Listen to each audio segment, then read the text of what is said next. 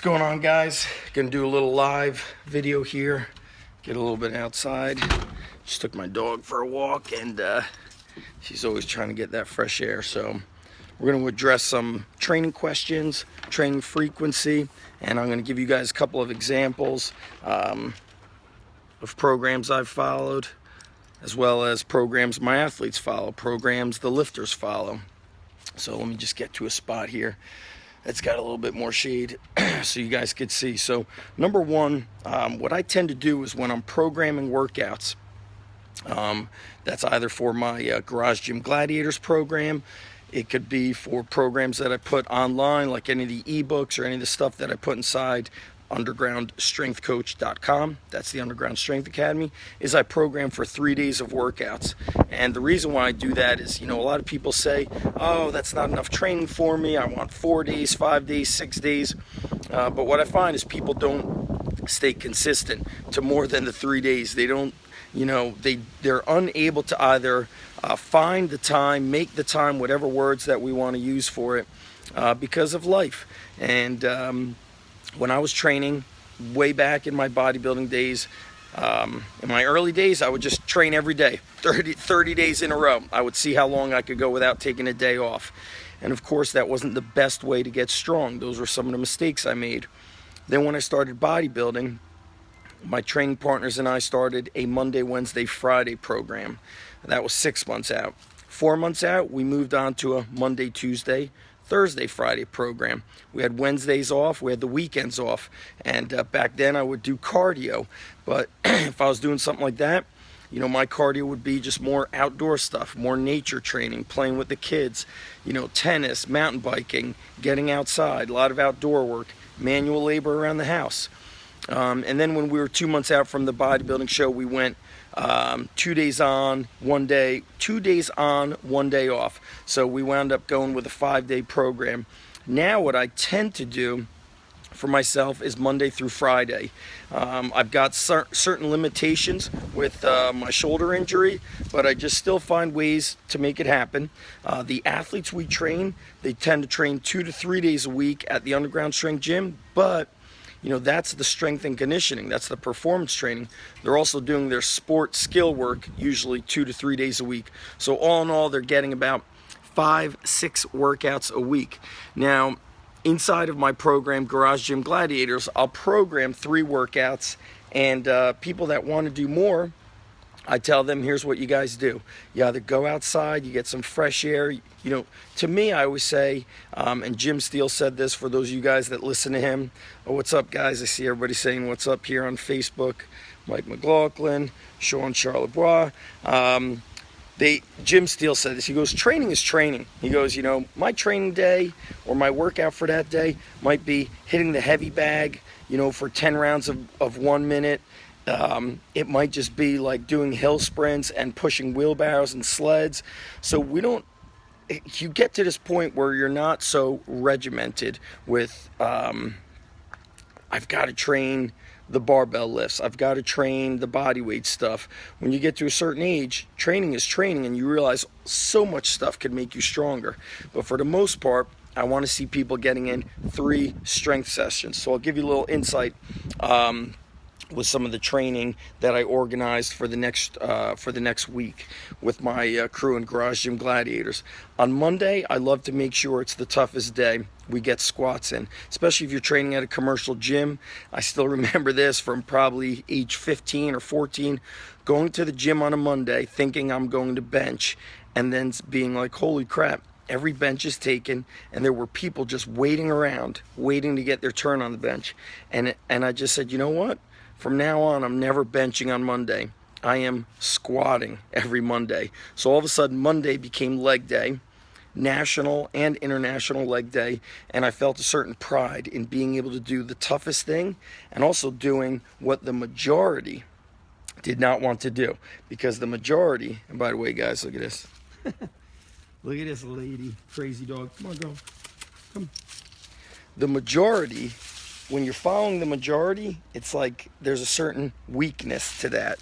So what I prefer to do is be part of, sorry guys, just adjusting some things here in the backyard. What I prefer to do is be the minority. So Mondays are for leg day. So we have some sort of a squat variation. Could be pause squats, could be box squats, could be just regular back squats, could be changing the type of squat we do. I tend to do the safety bar. When I'm programming, I'll have straight bar, safety bar, box squats, no box squats, just regular squatting. So I mix it up every 2 to 3 weeks. If you're more of a beginner or an intermediate, you just stick to doing straight bar squats. You need to do more of a linear progression, and you have to repeat the movements to become good at them, let alone great. It's pretty interesting how a lot of people will say, well, I just squatted last week. Well, no shit. When you played basketball, your coach had you, running up and down the court 6 days a week. You were jumping every day. You were shooting free throws every day and layups and so on. Training is very similar to the sport where you've got to practice the skill, because strength is a skill, and the greater your skill are, that's pretty evident that you are stronger. You've got more, intramuscular coordination. Your muscles are stronger. They know how to perform the movement. Mark says, congratulations on the new facilities. They're looking awesome. Thank you, Mark. And of course, what do we have in all the facilities? We've got squat racks, dumbbells, kettlebells, sandbags. Dave Diamond, happy Veterans Day, my brother, and thank you for being here. So we always start off the week with squats.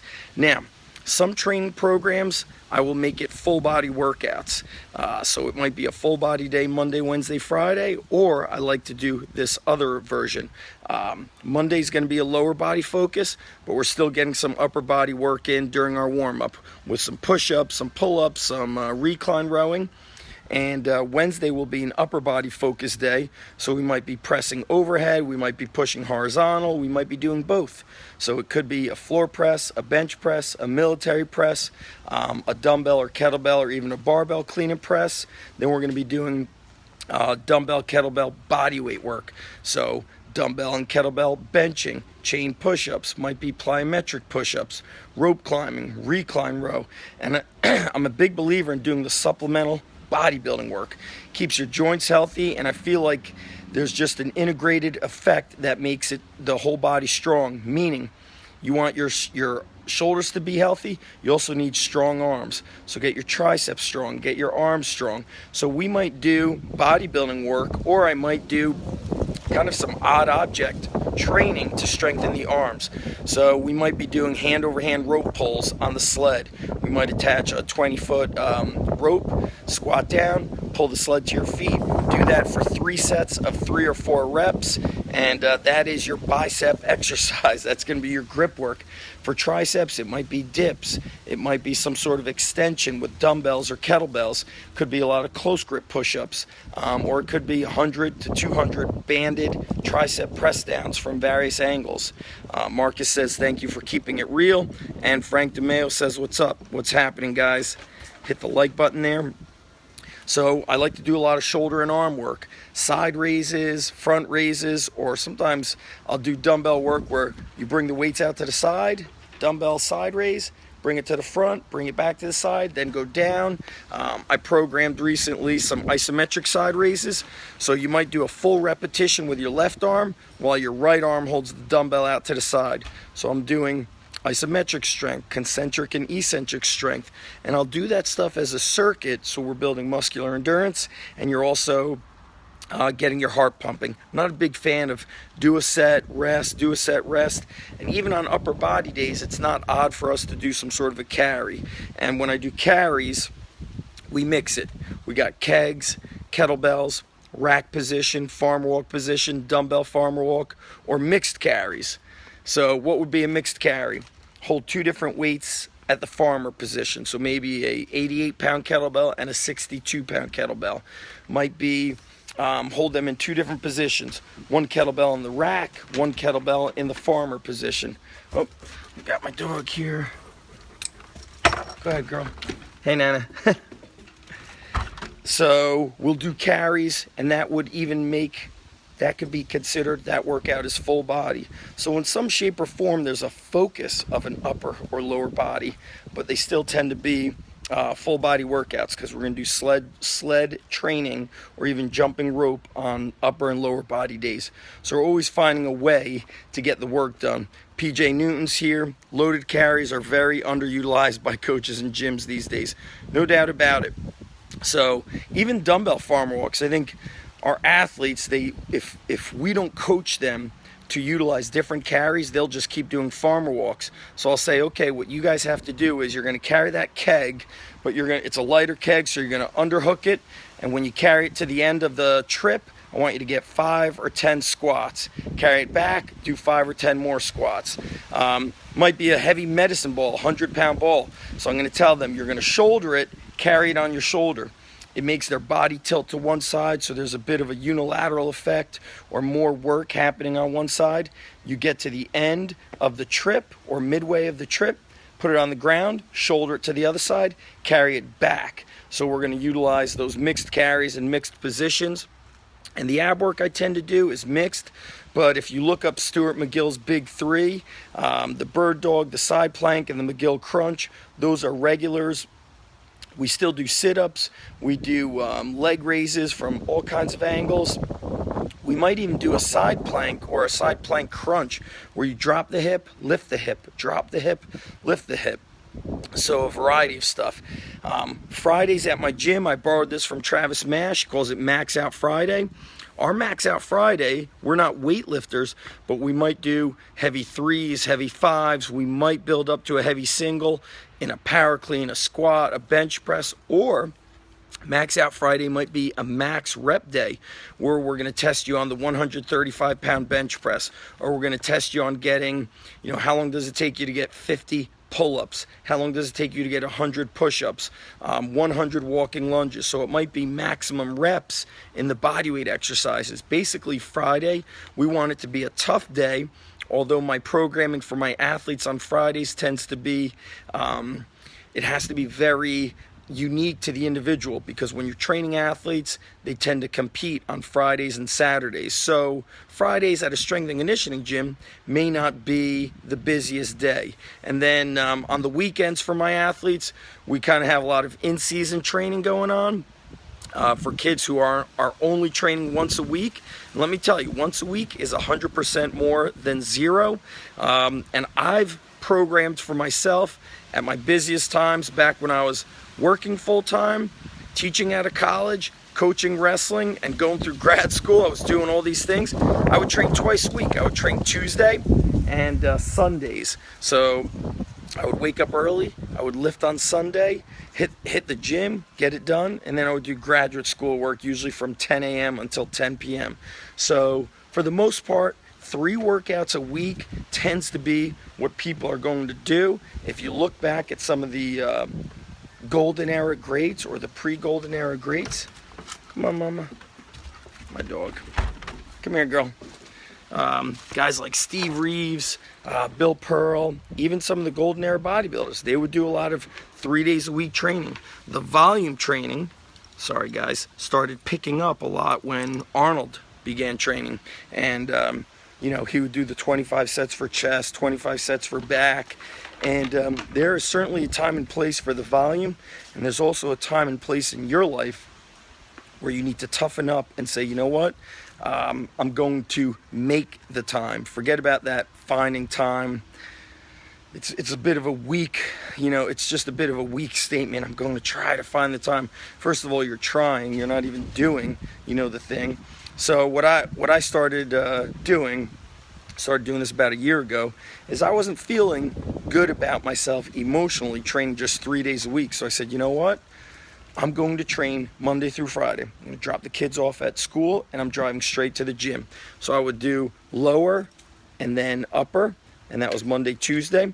Wednesday was a heavy circuit gut check day. So I would do like 5 or 6 exercises, 5 or 6 rounds, nonstop, and just kind of destroy myself. And it was a gut check. I talk about training to be dangerous.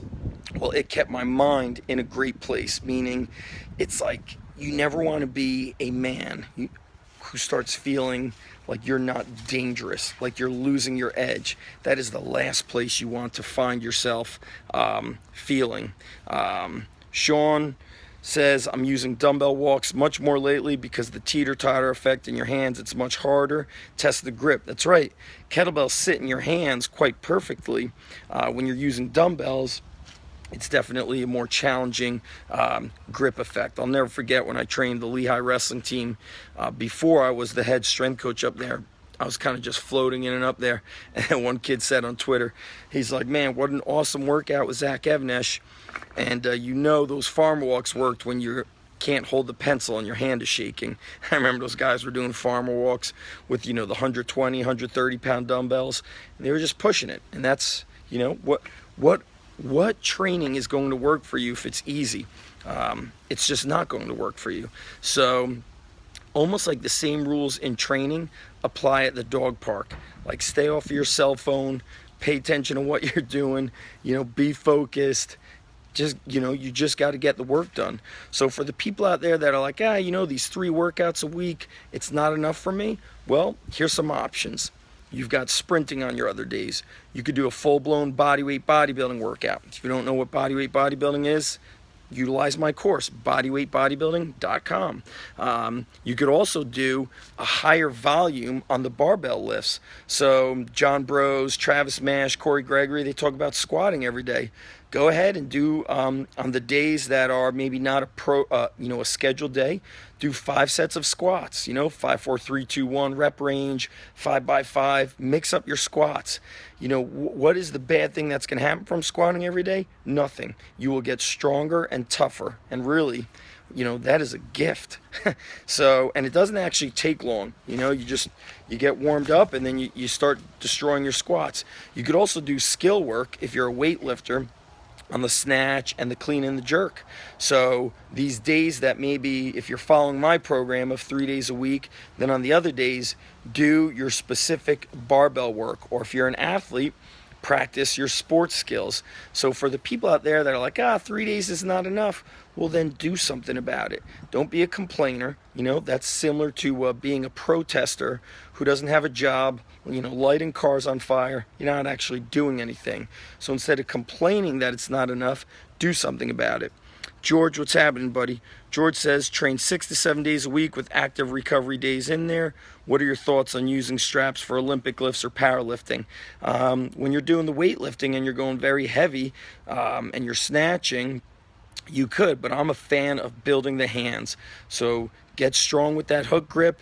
For powerlifting, unless you've got some sort of injury, then don't use the straps. I think we see a lot of people on the YouTube utilizing straps. I'm not a fan of it. Look back to the 60s and 70s. Arnold and Franco were not utilizing straps. Of course, we could all say things are different, but really, are things different, or are we just forcing them to be different?